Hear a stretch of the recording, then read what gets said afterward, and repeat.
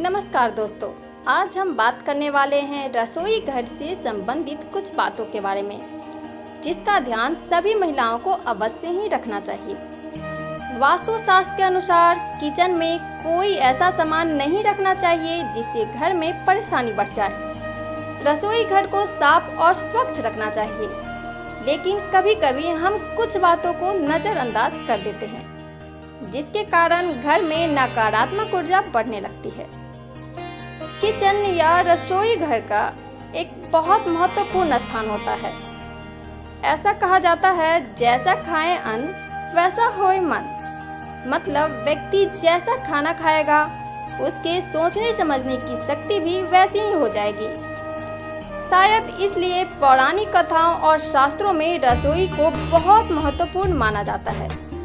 रसोई में मां अन्नपूर्णा अर्थात मां लक्ष्मी का वास होता है, इसलिए रसोई घर को साफ और स्वच्छ रखना चाहिए। लेकिन कभी कभी हम कुछ बातों को नजरअंदाज कर देते हैं, जिसके कारण घर में नकारात्मक ऊर्जा बढ़ने लगती है, जिसका प्रभाव पूरे घर वालों पर पड़ने लगता है।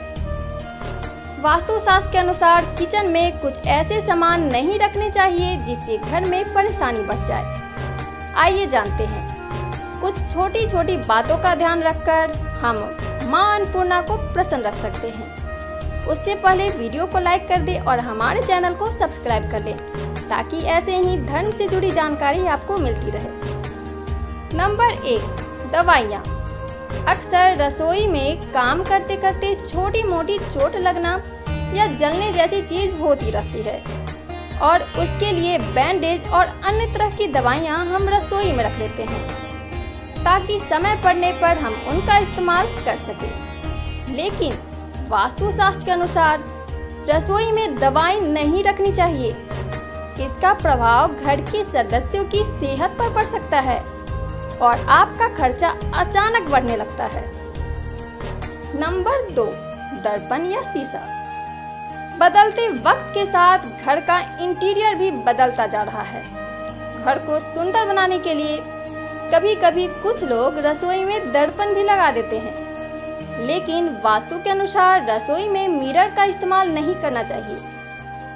रसोई में चूल्हा अग्निदेव का सूचक होता है, और यदि दर्पण में अग्नि का प्रतिबिंब दिखाई देता है तो यह घर के नाश का कारण बन सकता है। इससे घर में आंतरिक कलह बनी रह सकती है और घर की आर्थिक स्थिति भी बिगड़ने लगती है। नंबर 3, गूथा हुआ आटा।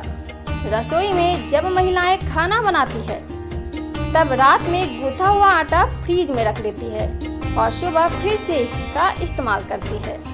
कुछ महिलाएं तो रात में ही आटा गूंद लेती है और सुबह उसी का रोटी बना के खाती भी हैं और खिलाती भी हैं।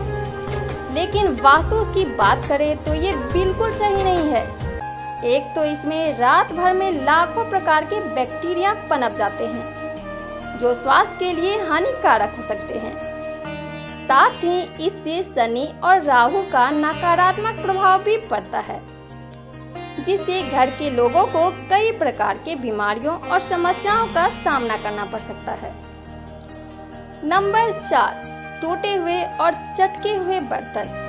रसोई में हम कई प्रकार के बर्तन का इस्तेमाल करते हैं, और उनका इस्तेमाल करते करते कई बर्तन चटक जाते हैं या उनमें थोड़ी बहुत टूट फूट हो जाती है।